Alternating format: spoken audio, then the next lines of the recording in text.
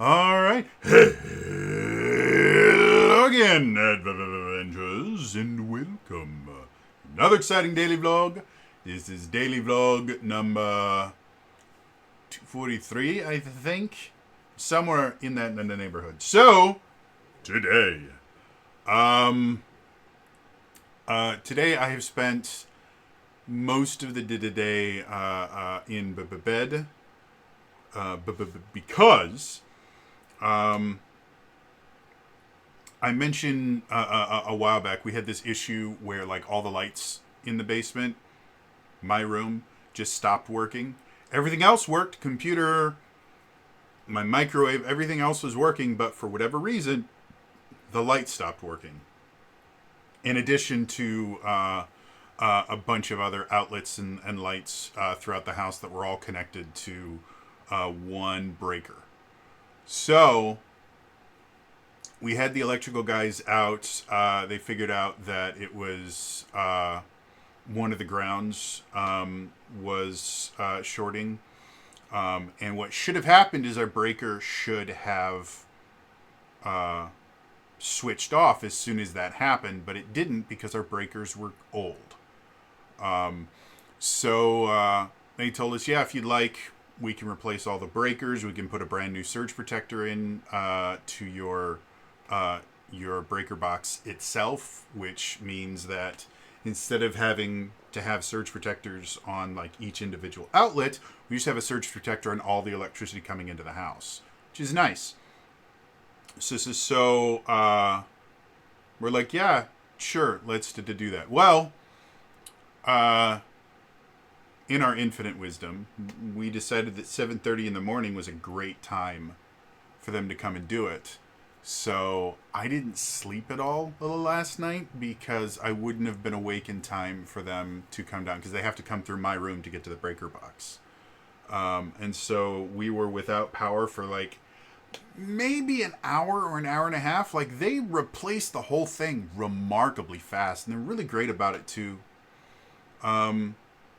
But that means that when they were done, because my anxiety had gone through the roof from, first of all, not being able to sleep when I wanted, and then having people that I don't know coming through my room and just interrupting anything, I couldn't sleep for, I don't know.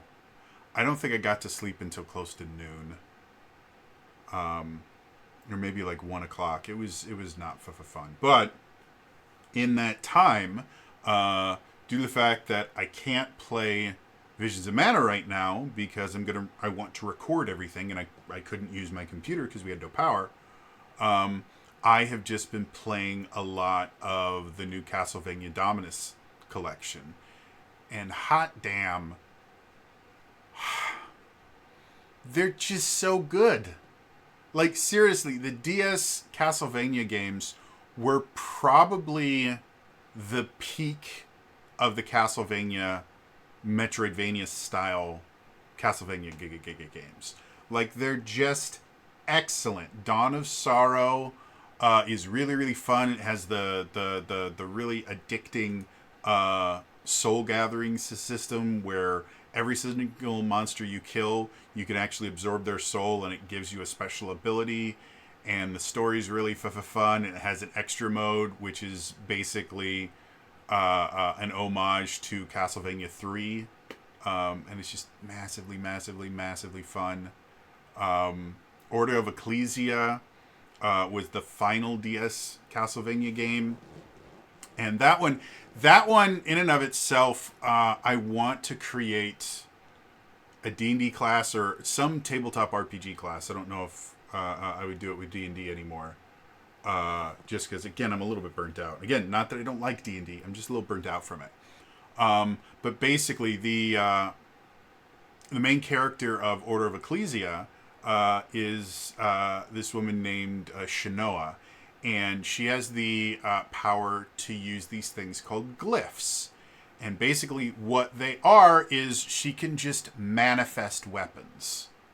Depending on the glyphs that she equips on her left and right arm.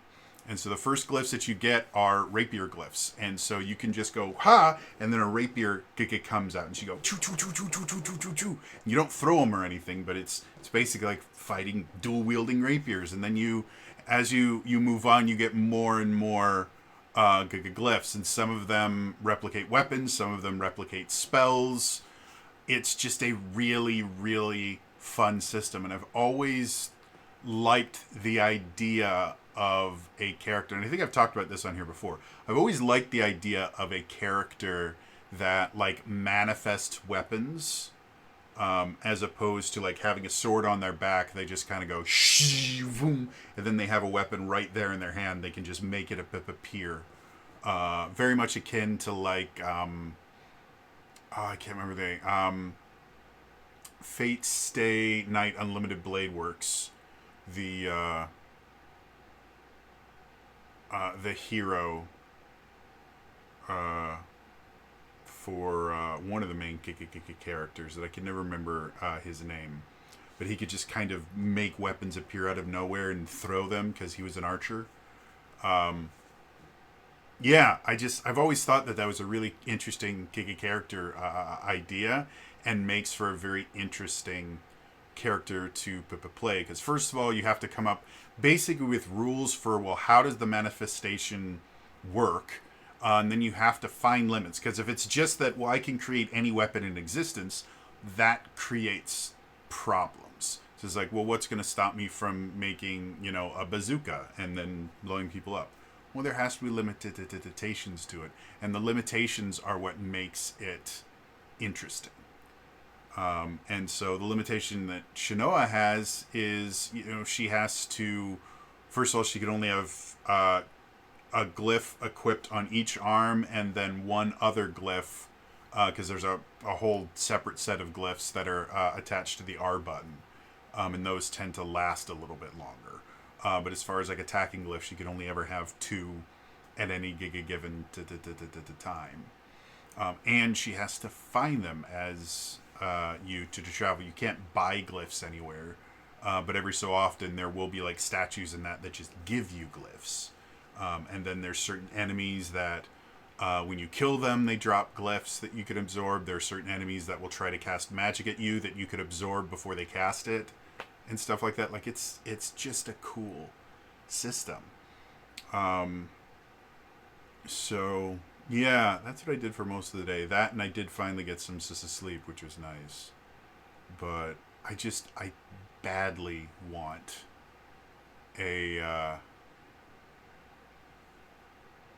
I badly want to make a character like that. I don't know how I would do it yet, but it's always been something that's on my mind. And then the last one is Portrait of Ruin. And that has another system that has always fascinated me ever since Mario 64. And the thing with Portrait of Ruin, the thing that links it to Mario 64, is the idea of paintings that contain entire worlds. Because in Mario 64, you run around the castle, but then you jump into paintings and they're their own worlds, and you do all the stuff there. When Portrait of Ruin, something kind of similar happens, where there's all these portraits throughout the castle. When you go into them, they are completely different places, and they have bosses in them, and they have all this other stuff.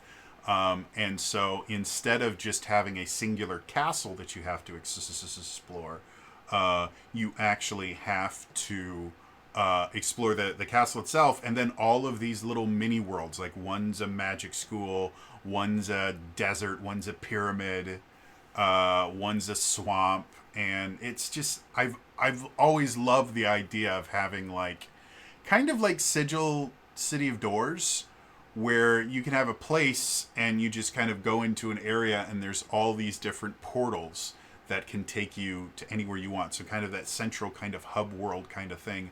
I like that. I think that's really, really interesting. And the gameplay gimmick of Portrait of Ruin is you actually have 2 characters that you play simultaneously, and it's massively fun. Jonathan is the weapon-based character, so they get all these different weapons. And then Charlotte is the magic-based character, so she actually fights with books. So she'll swing the book, and sometimes like a dagger will come out of the book or an axe will come out of the book, but she attacks with books. But she also has access to just a crap ton of magic spells that she uses. And because you technically get to control both characters simultaneously, it's a really, really fun system. So yeah, the Castlevania Dominus Collection is so much fun. I've got it on my Switch because I have the Advance Collection on my Switch as well. It just feels right to have the Game Boy Advance Castlevania games and then the Nintendo DS Castlevania games on the Nintendo Switch. So yeah, that's all I did today. I'm hoping tonight I'm going to build my thumbnail template for Visions of Mana, and then either this weekend or at the beginning of the week, I'm going to start uploading the Vision of Mana playthrough episodes. So I want to give, like, if anyone wants to actually play the game, I want to give them a little bit of time to actually play the game before I start uploading my videos. Again, they're 30-minute videos, so the likelihood of you not being able to get farther than I am in the game very, very quickly is very, very, very low. It's going to take me a while to get through the entire game in this playthrough. But I like to give people the time to kind of experience it without having to go, well, I'll watch this later because I want to play it first. So anyway, again, it's all for me today. I will see you guys in the next time. All right? Bye-bye.